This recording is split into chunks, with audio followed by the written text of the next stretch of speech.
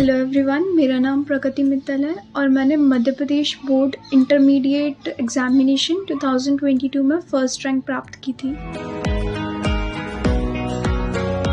मेरे मतलब स्ट्रेटेजी ऐसा तो कुछ नहीं था, बट वो अनएक्सपेक्टेड था मेरे लिए भी फर्स्ट रैंक आना।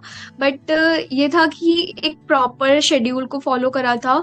फिर उसके बाद जैसे प्रीवियस ईयर क्वेश्चंस जो होते हैं उन पे बहुत अच्छा मतलब उनका एनालिसिस किया था बहुत अच्छे से। एंड मेरे हिसाब से मतलब अंडरस्टैंडिंग होती है सब्जेक्ट की, उसके साथ साथ एक जो पेपर प्रेजेंटेशन होता है उस पे भी मैंने बहुत मतलब ध्यान दिया था, क्योंकि बोर्ड में at the end paper presentation के ही मार्क्स मिलते हैं। मेरा पीसीएम था तो मैंने मैथ पे बहुत फोकस करा था, क्योंकि मैथ्स में ये होता है कि अगर आपका प्रोसीजर और आपका आंसर सही है तो आपको फुल मार्क्स मिलते हैं। बिल्कुल। जबकि जो लैंग्वेज सब्जेक्ट्स होते हैं जैसे हिंदी इंग्लिश, उसमें कहीं ना कहीं के स्कोप होता है कि आपके कुछ ना कुछ मार्क्स तो कट ही जाते हैं। बिल्कुल। तो ये जो पीसीएम था, फिजिक्स केमिस्ट्री एंड मैथ्स, उस पर मैंने स्पेशल एम्फोसिस किया था। मैथ्स होता है उसमें मेरी स्ट्रेटेजी थी कि पूरी क्वेश्चन है तो अगर वो प्रूफ दैट वाला क्वेश्चन है तो उसको एक पैटर्न से लिखो कि गिवन टू प्रूफ, फिर उसके बाद प्रूफ लिखना।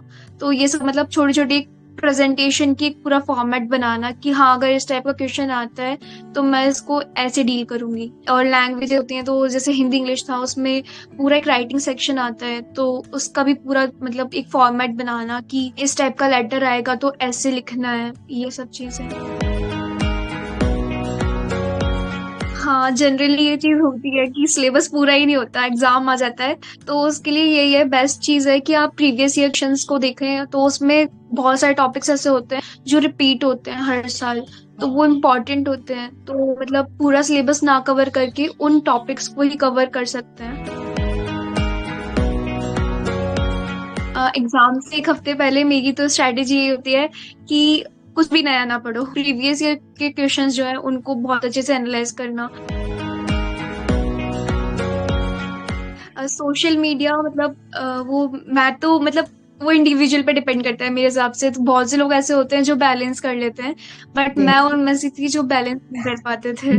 तो मेरा तो यही था कि एग्जाम के टाइम पे कर दो, बेटर है।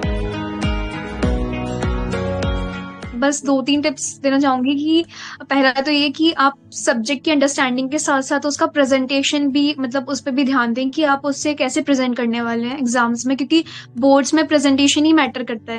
और बिल्कुल। सेकेंड थिंग मैं बोलना चाहूंगी कि प्रीवियस ईयर क्वेश्चंस पे भी बहुत ध्यान दें कि मतलब क्या पूछा जा रहा है, कौन से टॉपिक से क्वेश्चंस उठाए जा रहे हैं, तो उस पर भी बहुत ध्यान दें एंड रिवाइज करें। बस ये चीजें बोलना चाहूंगी।